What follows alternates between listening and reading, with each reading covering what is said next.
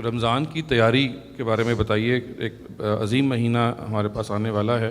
ہمیں کیسے اپنے آپ کو بھی، اپنی اولاد کو بھی اور اپنے گھر کو ہم کیسے ٹریننگ لیں کہ ہم زیادہ سے زیادہ بینیفٹس حاصل کریں رمضان سے؟ رمضان کی حقیقت خود بھی سمجھیے اور اپنی اولاد کو بھی بتائیے. کوئی چیز بھی اس وقت تک انسان کے نفس پر اثر انداز نہیں ہوتی جب تک وہ اس کے شعور میں نہیں آ جاتی، یعنی وہ سمجھ لے پہلے کیا چیز ہے. تو رمضان کیا چیز ہے؟ قرآن مجید نے اس کو ایک لفظ میں بیان کر دیا ہے. یا ایھا الذین آمنوا کتب علیکم الصیام کما کتب علی الذین من قبلکم لعلکم تتقون. یعنی اللہ تعالیٰ نے انسان کو دنیا میں جس امتحان میں ڈالا ہے اس میں خدا کے حوالے سے ایک پہلو یہ ہے کہ انسان خدا کی اطاعت کرے. خدا کہتا ہے جھوٹ نہ بولو، کہتا ہے بددیانتی نہ کرو، کہتا ہے حق تلفی نہ کرو، کہتا ہے کسی کی جان مال آبرو کے خلاف زیادتی نہ کرو، یہ کہتا ہے. تو ہمیں اس سے رکنا ہوتا ہے.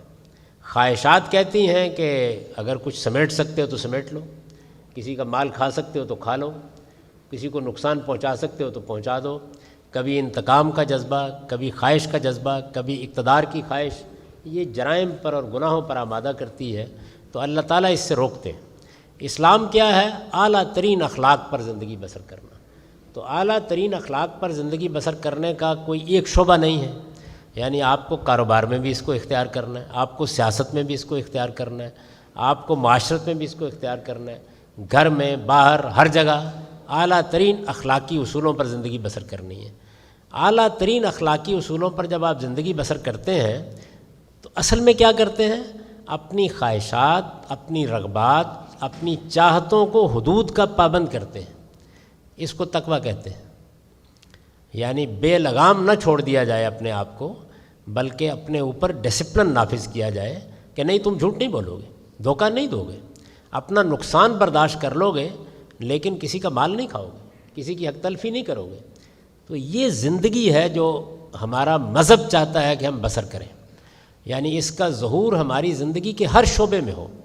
آدمی گھر میں بیوی کے ساتھ معاملہ کر رہا ہے، بیوی شوہر کے ساتھ معاملہ کر رہی ہے، اولاد کے ساتھ معاملہ کر رہے ہیں، رشتہ داروں کے ساتھ کر رہے ہیں، آپ دوستوں کے ساتھ کر رہے ہیں، آپ منڈی میں بیٹھے ہوئے ہیں، آپ کوئی دوا بنا رہے ہیں، آپ کوئی سودا بیچ رہے ہیں، آپ کہیں مال بھیج رہے ہیں، آپ کسی جگہ ملازمت کر رہے ہیں، آپ کے ذمے کوئی کام دیا گیا ہے، آپ سیاست کر رہے ہیں، آپ معیشت میں ہیں. ہر جگہ اعلیٰ ترین اخلاقی اصولوں پر قائم رہنا یہ مذہب کا میسج ہے.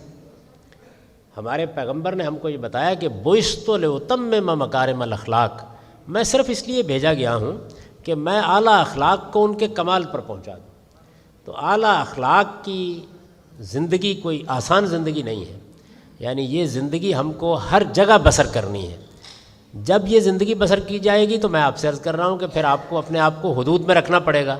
اس کو عربی زبان میں تقویٰ کہا جاتا ہے. حدود آشنائی، اپنے آپ کو ان لمٹس میں رکھیے کہ جو اخلاقی لحاظ سے آپ کو ایک اعلیٰ توانا صحت مند انسان بنائے. اخلاقی لحاظ سے روزہ اس کی تربیت دیتا ہے.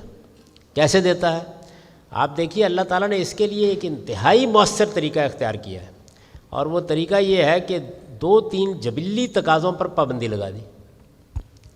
اب جبلی تقاضوں کا مسئلہ یہ ہے کہ وہ تو 2-4-5 گھنٹے کے بعد اندر سے زور کرنا شروع کر دیتے ہیں. پیاس لگنا شروع ہو جائے گی، بھوک لگنا شروع ہو جائے گی.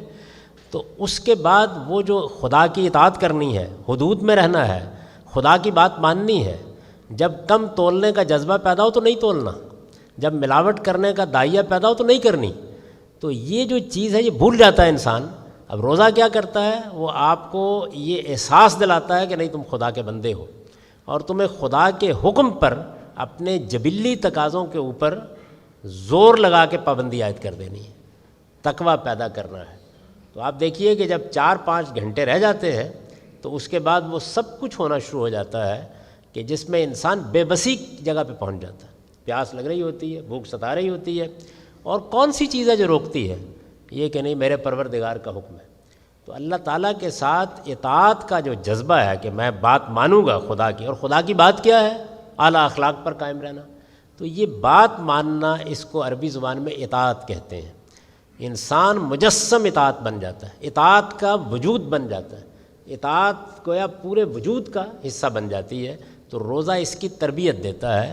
720 گھنٹے کم و بیش ہر سال یہ ہمیں سکھانے کے لیے آتا ہے کہ تم خدا کے بندے ہو، اور کاروبار میں، معیشت میں، معاشرت میں، سیاست میں خدا جو کچھ کہہ رہا ہے تمہیں ان اخلاقی اصولوں پر قائم رہنا ہے، اس کی تربیت دیتا ہے۔ یہ میسج اپنے بچوں کو دیجئے، یہ میسج اپنے نفس کو دیجئے، اس کے بعد خود بخود روزے کی تیاری ہوگی۔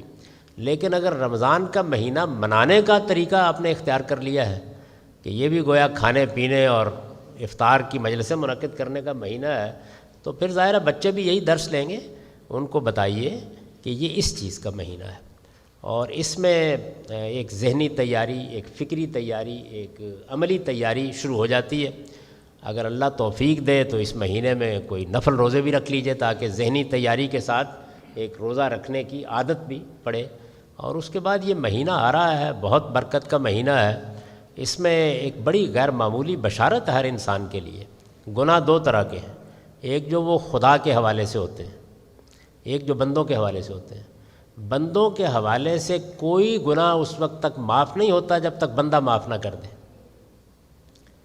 یعنی قتل معاف نہیں ہو جائے گا، زیادتی معاف نہیں ہو جائے گی، حق تلفی معاف نہیں ہو جائے گی، وہ تو بندے کے ساتھ معاملہ کرنا ہے۔ لیکن کچھ گناہ ہیں جو خدا کے حوالے سے ہوتے ہیں، نماز رہ گئی، روزے میں کوتاہی ہو گئی، تو رمضان ان گناہوں کی معافی کا ذریعہ بن جاتا ہے۔ تو اس لحاظ سے اللہ کی بڑی بشارت ہے۔ اپنے متعلق اللہ تعالیٰ عمرے سے، رمضان سے گناہ معاف کرتے ہیں، لیکن ملاوٹ معاف نہیں کر سکتے، دھوکہ دہی معاف نہیں کریں گے، کیونکہ اس میں دوسرا آدمی زیر بحث آ گیا۔